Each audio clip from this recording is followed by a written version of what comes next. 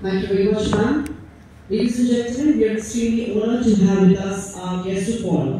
And ladies and gentlemen, देखंतु MSME को आमे किपरि भाव में अधिक रु अधिक ग्रामांचल युवक माने जो आमर रही एमएस अणु क्षुद्र मध्यम उद्योग रही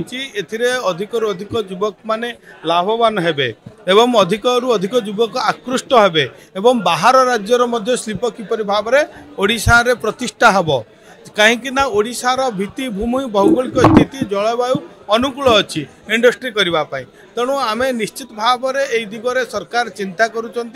आगामी दिन में जो विकसित ओडिशा हम शिल्प एवं आमर जो विभाग रही एमएसएमई निश्चित भाव में एक गुरुत्वपूर्ण भूमिका ग्रहण करिवो। निश्चित भाव में एवं देखो जो मैंने रही सिक इंडस्ट्री बा रुग्ण अवस्था रही पुनरुद्धार किपरि भाव में करा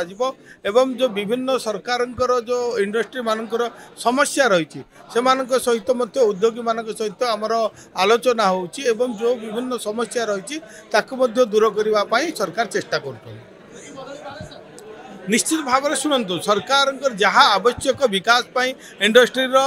अग्रगति ताहा सरकार आलोचना करेंगे। निश्चित भाव में आमर प्रिय मुख्यमंत्री कही सारी सरकार हूँ लोक मानकर सरकार लोक मानकर सुविधा जहाँ आवश्यक बैंकर्स हो लैंड हो कि पानी आमर विभिन्न प्रकार जो समस्या रही भित्तिभूमि समस्या रही दूर कर आज ओस्मिर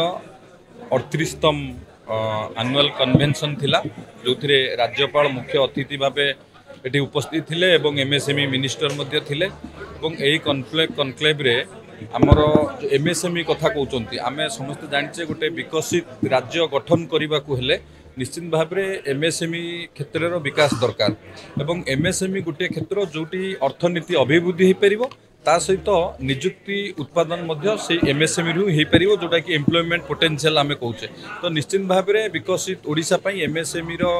एमएसएमई क्षेत्र विकास आवश्यकता अच्छी एवं सरकार तरफ जो प्रोत्साहित करा जाउची विभिन्न प्रकार सब्सिडी दिया जाउची से कैपिटल इन्वेस्टमेंट कथा हो आपणकर विभिन्न एसजीएसटी सब्सिडी हो एसजीएसटी रिएम्बर्समेंट हो विभिन्न प्रकार सब्सिडी दिया जाउची एवं आमर ओडिया युवक युवती माने अवेयरनेस हवा दरकार एंटरप्रेन्योर हवा दरकार हेले एवं एमएसएमई क्षेत्र रे आम अधिक रु अधिक जदि एमएसएमई इंडस्ट्री हो पार निश्चित भाव में आम राज्य एक प्रगतिशील राज्य एमएसएमई क्षेत्र में हो पार एवं मान्यवर आपन जो कथा कहते मान्यवर राज्यपाल अभिभाषण में कहले सी मुख्यमंत्री थिला बेले जो पॉलिसी सब करथिले एवं से विषय में से भाषण में कहते आम एठी से आमको आह्वान कले आम निश्चित भाव में आपको परवर्ती समय देखू कौन कौन हो पार निश्चित पदक्षेप नब पुणे अहमदाबाद रे बहुत वर्षा हवा कारण अहमदाबाद रे ताको पोस्टपोन करागला आगामी दिन में जब निश्चिंत हम धार्य करागला आपण मानक सूचना दिया धन्यवाद।